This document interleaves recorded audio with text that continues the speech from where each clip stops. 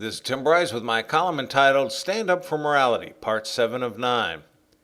This is Part 7 in my series on morality as derived from my new ebook, Stand Up for Morality. In Part 6, we considered some moral problems as an exercise. Here in Part 7, we will discuss simplifying complex moral problems and make some more observations about the properties of morality. So, simplify.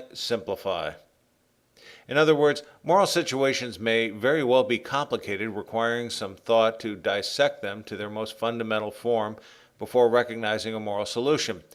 What situations may be simple for some may be complicated to others. Perhaps the most difficult situations to interpret are those involving sex, violence, drugs, and alcohol. Again, it is necessary to break the problem into its fundamental components and determine its morality. For such situations, it is necessary to be mindful of the formal laws, rules, and regulations pertaining to a subject and understanding its effect on others. It also helps to operate from a standard base of moral values. To illustrate the point, many years ago I happened to be in Cincinnati during a severe winter storm. The city was experiencing blizzard conditions on a workday and the roads were icy. Nonetheless, I was charged with driving to the bank to make a deposit for our company. There were few people on the roads as most had been warned of the road conditions.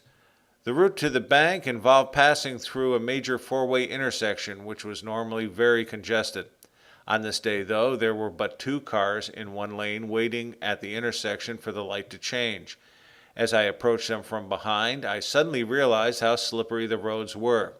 So much so, I quickly realized if I applied my brakes, I would surely begin to slide, possibly moving sideways and hitting the other cars. It wasn't that I was traveling too fast. I was going no faster than 20 miles per hour, as much as the driving conditions were simply too treacherous. My options were to obey the law and stop at the traffic light, whereby I would have certainly begun to slide and likely hit the other cars, or pass through the red light, thereby causing no injury to anyone. In the flash of an eye, I made the decision to disobey the law and travel through the intersection.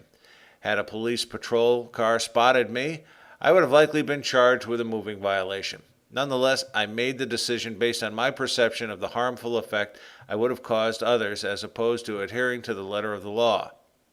I tend to believe I made the right decision under these extraordinary circumstances.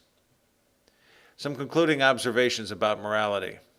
We live in an immoral world. Morality is a human invention. If everyone practiced morality in a uniform manner, we would live in a moral world, a perfect world.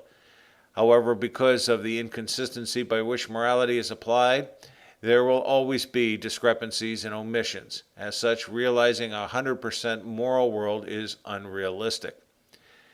We cannot be moralistic 100% of the time. There will always be an indiscretion, large or small, we will overlook, perhaps because it does nothing more than inconvenience us. Regardless, we should strive for self-improvement and seek perfection. This brings up a point. Practicing morality requires effort. A person must make a concerted effort to practice morality, not just in their actions, but also in their decision-making process.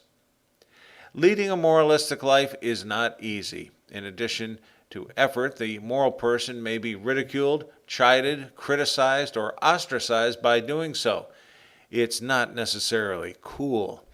Nonetheless, you must live with yourself and look at yourself in the mirror. It is your conscience. What is the effect of the decline of morality? It represents a decline in courtesy, law, the loss of respect of others, their rights and freedoms, and a decline in our civilization. Without morality, we would live in a primitive, barbaric culture. Next time, in Part 8, we will wrap up our series with a discussion on where do we go from here. Stand Up for Morality is an ebook available in PDF, Kindle, and audio formats. All are available through MBA Press. The Kindle version is available through Amazon. Friends, keep the faith. This is Tim Bryce in Palm Harbor. You can find me on the internet at timbryce.com.